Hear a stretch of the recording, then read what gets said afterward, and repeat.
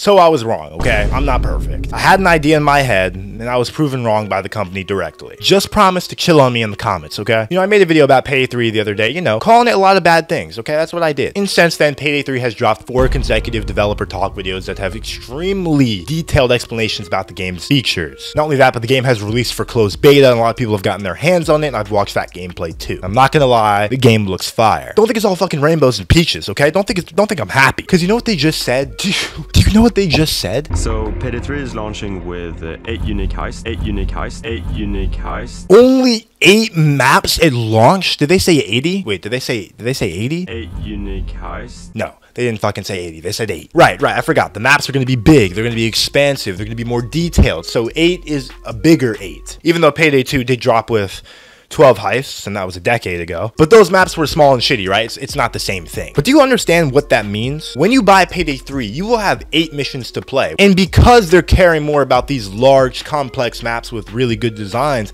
it is going to take longer to develop more heists. Therefore, if the game's only starting with 8 heists, it's going to take a long time to get to 13 and 14, which is already making me question the game's replayability and if I'm going to get bored within the first month of playing Payday 3. Especially because the bank heist that I played in the beta did not have depth. It was a simple ass heist that didn't take much time, and the art gallery heist that they showed was the same way. You may think 8 heists is enough, but if like 2 or 3 of them are this short, how much content does this game have? Upon seeing gameplay, I'm actually realizing how shit some of these animations are. When you're running with your gun, it just kind of looks off. When you interact with almost anything in the game, like, you know, grabbing medical supplies or tying up civilians, there's no actual animation for that. But anyway, getting back to my older video where I roasted the shit out of the game, I talked a lot about how the stealth felt a little underwhelming. Overkill must have saw my fucking video, because the day after I released it, they fucking dropped a documentary basically on stealth. And some of these features are genuinely fucking sick, man. For example, you get caught without your mask on in a restricted area, it doesn't immediately turn it into guns blazing. The security guard will escort you outside the premises. They'll give you a warning, and they'll say they'll call the cops if they see you again. These types of features are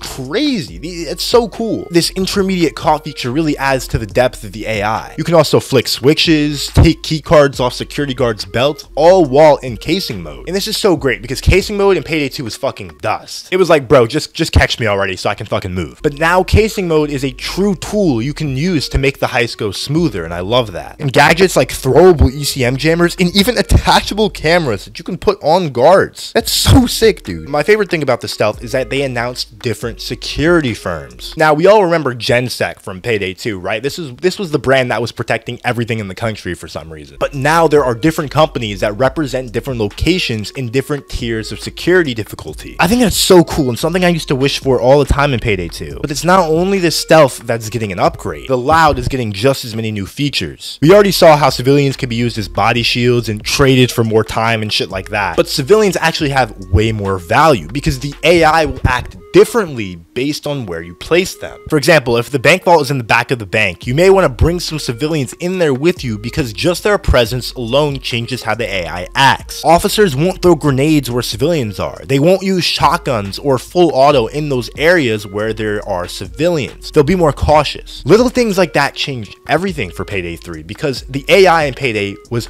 dog shit in the past. It always has been. And them having actual awareness like this does make the difference. And this may be a change you didn't know was coming, but this is really big. Now in Payday 3, when you go up in difficulty, the cops will no longer have simply higher health pools. They'll just spawn more and do more damage. Oh my god, thank the heavens and the Lord and the Savior and everybody else, because this was so fucking AIDS. In Payday 2, you would be mag dumping enemies over and over and over again, and they still wouldn't die. And it just didn't feel fun, right? It just didn't feel realistic. But now the health is going to stay static across all difficulties, which is how it should be. They also announced a new feature called your overkill weapon. Now think of your overkill weapon as essentially your ultimate ability. Once you complete enough objectives, once you kill enough cops, you will unlock your overkill weapon, which could be a grenade launcher, a heavy LMG, a sniper rifle, a fucking rocket launcher, any sort of weapon that can just wreak havoc for a couple seconds. And this is just another layer to the combat that's going to make it a lot more fun and interesting. And I love that they're doing stuff like this. Payday 3 overall overall has me really excited. But dude, I don't know. I just can't help but feel somewhat skeptical. Do you know? The gameplay is out, and I'm seeing it. It looks okay. You know, there's nothing wrong. But when I hear that there's only 8 heists, it just kind of makes me rethink all of my thoughts again. Don't get me wrong. In Payday 2, I loved running that classic bank heist over and over again. But this shit does get old sometimes, and I don't want the game to die early on me. But I don't know. I guess we'll just have to wait. But to me right now, I'm excited. Maybe not. Maybe. I don't know. Guys, hope you did enjoy this video about the big problem with Payday, but also the really good, exciting things that are coming. If you want to see more content like this, make sure to like, comment, and subscribe. Without further ado, I'm Treylo. I'll see you guys in the next one. Peace out.